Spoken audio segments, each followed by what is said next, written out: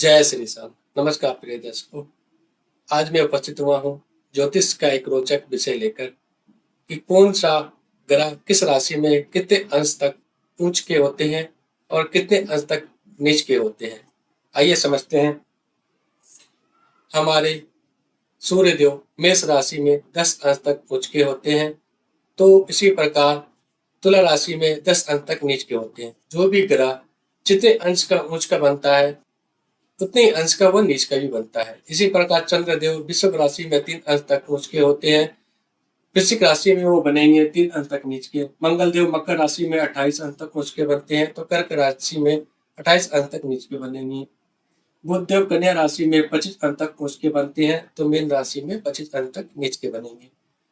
गुरुदेव बृहस्पति कर्क राशि में 5 अंश तक ऊंच के बनेंगे, तो मकर राशि में 5 अंश तक नीच के बनेंगे। शुक्रदेव मीन राशि में 27 अंक तक ऊंच के बनेंगे, तो कन्या राशि में 27 अंक तक नीच के बनेंगे। शनिदेव तुला राशि में 20 अंक तक ऊंच के बनेंगे, तो मेष राशि में 20 अंक तक नीच के बनेंगे। राहु और केतु दोनों छाया ग्रहों के लिए हमारे महर्षि गुरुजनों में मतभेद है। कुछ का कहना है कि मिथुन राशि में, कुछ का कहना है कि वृषभ राशि यानी 25 अंश में वो ऊंच के बन रहे हैं। तो उसी प्रकार धनु और वृषभ में 25 अंश के नीच के बन जाएंगे। केतु इनके लिए भी वही है, धान है। धनु में और वृश्चिक में 25 अंश के ऊंच के बनते हैं, तो मिथुन और वृषभ में 25 अंश तक नीच के बनते हैं। प्रिय दर्शकों, अंश का ये मतलब नहीं है कि किसी जातक की कुंडली में कोई ग्रह ऊंच का है, उस अंश से वो नीचे होता है तो वो ऊंच का नहीं होगा। जैसे हम मान लिया सूर्यदेव मेष राशि में किसी जातक की कुंडली में वो 7 या 8 अंश पर बैठे हैं, तो क्या वो ऊंच के नहीं बनेंगे? बनेंगे, पर उनके स्थिति बलाबल में थोड़ी कमी आ जाएगी। अगर वो 10 अंश पर बैठते हैं तो उन पुण्य अपने बलाबल के साथ बैठते हैं और अपनी पुण्य शक्ति उस जातक को प्रदान करते हैं। बस यही अंतर होता है। हम इस अवस्था को इसलिए जानना पड़ता है हमें कि कुंडली जब हम अध्ययन करते हैं तो हमें उस ग्रह की अवस्था को देखनी पड़ती है कि उस ग्रह कितनी अवस्था के साथ, कितने बलाबल के साथ वो उस जातक को अपना प्रभाव दे रहे हैं। चलिए आगे बढ़ते हैं।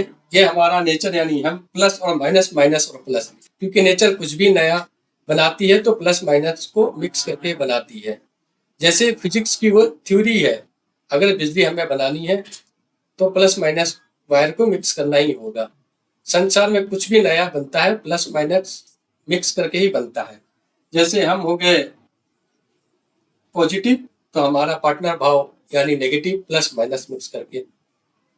चलिए अब हम समझते हैं आगे हमारे ग्रहों की उच्च और नीच अवस्था के बारे में।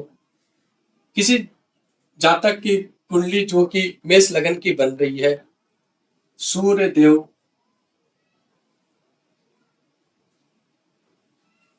लग्न पर विराजमान है, उच्च के वह बने सूर्यदेव पर 7वीं पूर्ण दृष्टि वो डाल रहे हैं, जहां पर वो नीच की दृष्टि डाल रहे हैं।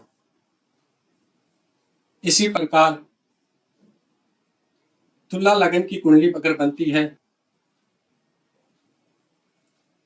तो लग्न में सूर्यदेव नीच के बन जाएंगे, पर उनकी पूर्ण दृष्टि जो पड़ रही है वो उच्च की पड़ रही है। तो अगर किसी जातक की कुंडली में कोई ग्रह नीच का बनता है तो उनको लगता है कि परेशानी बढ़ जाती है, मेरी कुंडली में ग्रह नीच का है, मुझे इसकी अवस्था में मुझे इनकी पुण्य शक्ति नहीं मिलेगी, मेरे जीवन में परेशानी बनी रहेगी। ऐसा नहीं होता है। नेचर कभी भी किसी को भी संघर्ष करने के लिए बोलती है, ना कि उसको परेशान करती है। आप संघर्ष कीजिए, आप जरूर आगे बढ़ेंगे, जरूर चलेंगे। क्योंकि अगर नीच का ग्रह किसी घर में बैठता है तो उसकी पूर्ण दृष्टि जो पड़ती है वो उच्च की पड़ती है, और उसी प्रकार उच्च का ग्रह जिस घर में बैठता है उसकी पूर्ण दृष्टि जहां पड़ती है वो नीच की पड़ती है। इसीलिए नेचर हमसे केवल संघर्ष चाहती है और हमें आगे बढ़ने के लिए कहती है। इसीलिए किसी जातक की कुंडली में ग्रह कोई नीच का होता है तो डरने की कोई आवश्यकता नहीं है, ऐसा कुछ नहीं होता है। चलिए आगे और भी जानेंगे रोचक विषय के साथ। तब तक के लिए नमस्कार, जय श्री राम।